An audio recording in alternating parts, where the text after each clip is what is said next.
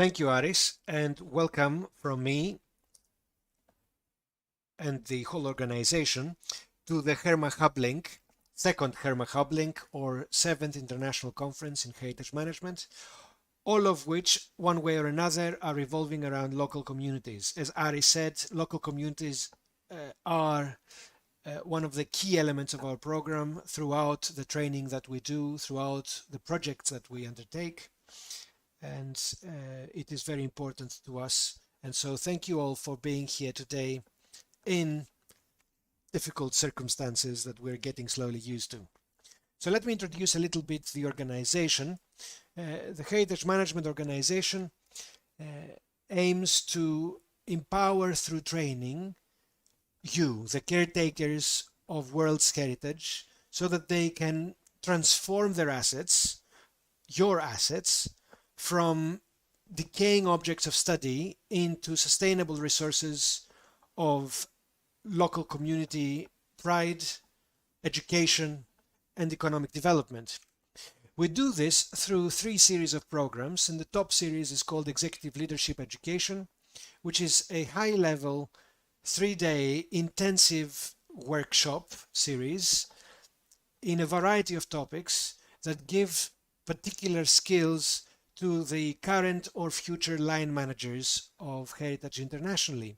And these skills really vary from managing projects, managing budgets, managing personnel, to promoting, communicating, creating visitor experience, engaging with local communities using digital technologies. The second series is a summer program series, which is obviously longer format, and it is really directed to everyone, including professionals, but also students, creating the new generation of heritage managers. And we have currently 2 summer programs, one on digital tools for heritage management, geographical information systems, photogrammetry, and laser scanning. And the other one is on community engagement. As you see, there are community engagement trainings in all the series that we do. And the third level is a Master's in Heritage Management, which we have been running since 2011, together with the University of Kent and the Athens University of Economics and Business. This Master's program is running until this December, and it is obviously a more comprehensive solution, a year-and-a-half program, and so a bigger time investment for people. And the program has been ranking quite highly, being ranked 3rd in the sector of culture or creative industries management, which obviously we do not exactly do. Everything that we do, we always do in collaboration. As we're mainly a training organization, we complement nicely project managing organizations, therefore creating capacity for their networks, their employees, but also the people that they work with locally. And so whatever we do, we always do in partnership, including our training, and we hope to create higher value than what we put in. Through these various programs, we have actually managed to train more than 900 people from more than 75 countries in all continents, and this map is slightly out of date, but this means this represents a very small proportion of our 2025 global capacity building targets. Through the executive education programs, we have undertaken larger training projects together with local organizations in various countries. Most prominently, 2 of them are funded by EuropeAid. This is HerMa, the Heritage Management Project Iran, and HerMa Gambia. Similar projects in both countries, training government employees as well as civil society organization employees in managing heritage and being more effective in their work. But training obviously is the majority of what we do, and this is really the majority where our impact comes from.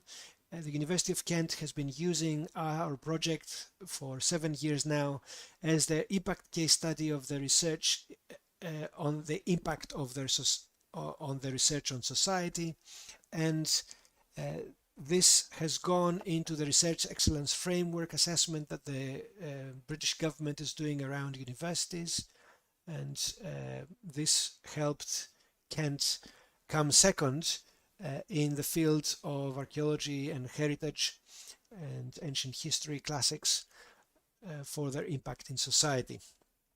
And again, we are being inserted in that case study next year.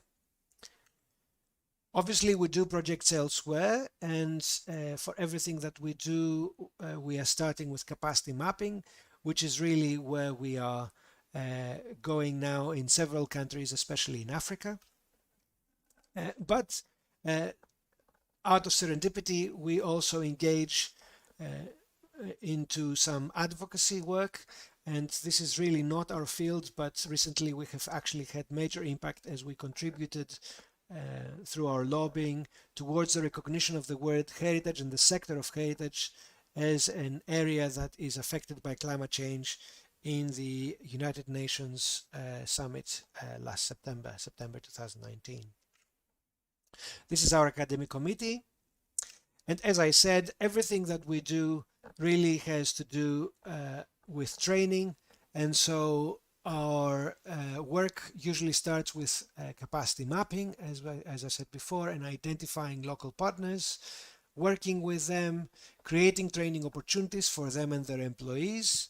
And then once we create pools of trained people, we can use these pools to train some of them more and use them as local trainers, as we try to avoid training in country directly, because we do not really want to be seen as telling people how to do their job better. And ultimately this would lead to either creating centers for excellence through joint projects locally and or jointly creating in-country vocational centers. So this is how we work, and this is for your general information. Thank you very much, and enjoy the rest of the conference.